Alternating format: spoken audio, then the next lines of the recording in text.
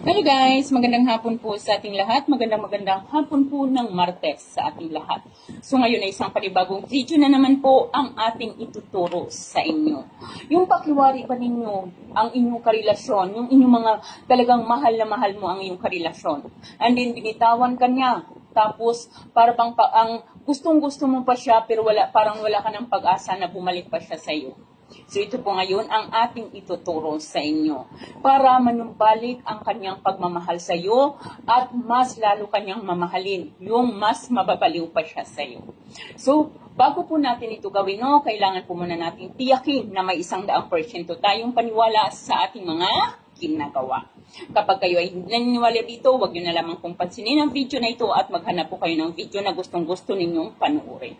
So narito po lamang ating kailangan. Kailangan natin ng puting papel. Kailangan natin ng puting papel, ballpen. Maaari tayong gumamit ng babasaging garapon or kaya naman ay baso. Lalagyan natin ito ng kalahating tubig. Kahit anong klaseng tubig ay maaari at kailangan natin ng 3 kutsarang asin. Kapag nandyan na lahat ang iyong kailangan, nandito na yung tubig sa nilagay na natin sa ating baso, ay lagyan mo ito ng 3 kutsara ng rock salt. Rock salt po ang nilagay, hindi po iodized salt, rock salt. 3 kutsara ilalagay mo dito. Huwag nang haluin, basta ilagay mo lamang ang asin, 3 kutsara, 1, 2, 3 kutsara, huwag na pong haluin. Ngayon, sa puting papel ay isulat mo ang kanyang kumpletong pangalan 3 beses. Kumpleto niyang pangalan ng 3 beses at ang kanyang kumpletong kapanganakan. So halimbawa siya si Alexis Serdan. Alexis Serdan, 4/18/1980 o April 18, 1980, 3 beses po yan.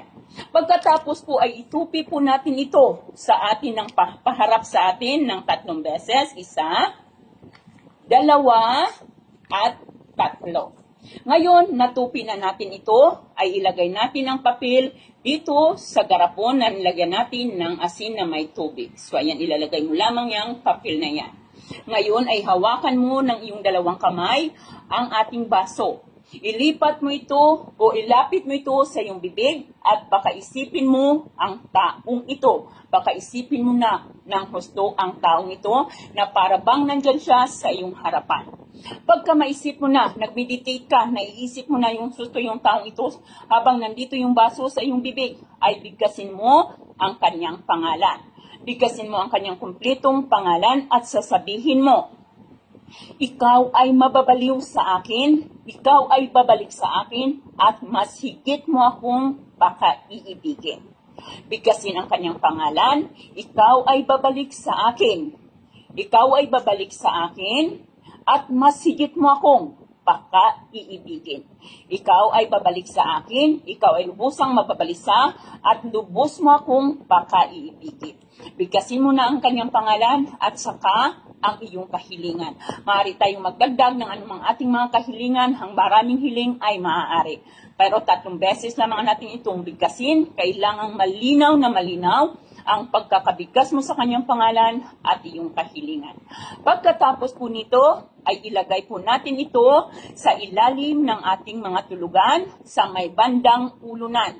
So maaari natin itong gawin ng kahit anong oras bago tayo matulog. Hahayaan lamang natin ito hanggang sa siya ay magparamdam sa iyo. Kapag siya ay magparamdam na sa iyo, itapon na natin itong lahat ng ito sa ating toilet bowl at doon po natin ito ipa-flush. Maraming salamat at magandang hapon sa ating lahat.